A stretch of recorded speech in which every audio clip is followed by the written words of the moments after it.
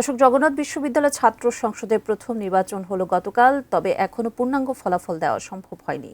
Vote গণনা মেশিনের ত্রুটির কারণে গতরাতে হাতে হাতে গোনা শুরু হয়ে চলছে এখনো।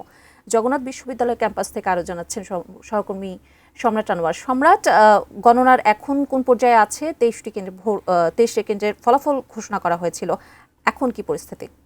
28 ঘন্টা হয়ে গেছে যোগসু নির্বাচনের ভোট গণনা শুরু হওয়ার পর। এই 28 ঘন্টায় তারা 28টি কেন্দ্রের ফলাফল এখন পর্যন্ত ঘোষণা করতে পারেনি।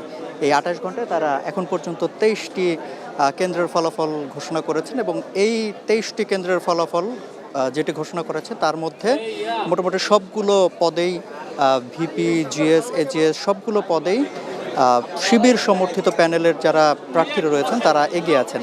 এই তিনটির মধ্যে সবচেয়ে বেশি হাড্ডাহাড্ডি লড়াই যদি বলি তাহলে হচ্ছে ভিপি পদে হচ্ছে, যেখানে শিবির সমর্থিত যিনি প্রার্থী রয়েছেন রিয়াজুল ইসলাম, তিনি প্রায় 128টি ভোটে এগিয়ে আছেন এবং অন্যান্য যে পদগুলো আছে জিএস এবং এজিএস সেই সবে মোটামুটি বেশ ব্যবধান হয়ে গেছে। আমরা দেখেছি যে এই একসাথে তিনটি কেন্দ্রের যে ভোট গণনা করা হলো, ঘোষণা করা হলো, তার আগ পর্যন্ত মোটামুটি 20টি কেন্দ্রের মধ্যে তখন পর্যন্ত ভিপি, জিএস এবং এজিএস সবগুলো পদেই বেশ হাড্ডাহাড্ডি লড়াই হচ্ছিল।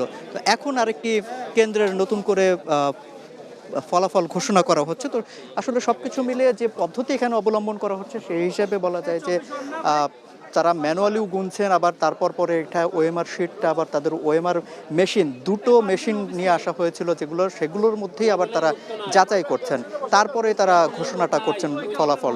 তো এই কারণে আসলে সময়টা বেশি লাগছে এবং বাকি যে 16টি কেন্দ্র আছে সেই 16টি কেন্দ্রের ফলাফল কখন নাগাদ ঘোষণা হতে পারে, সবগুলো শেষ হতে পারে এবং কারা যে চূড়ান্তভাবে বিজয়ী হবে সেটা আসলে এখনো অনেক সময় অপেক্ষা করতে হবে আমাদের, সেটাই বোঝা যাচ্ছে।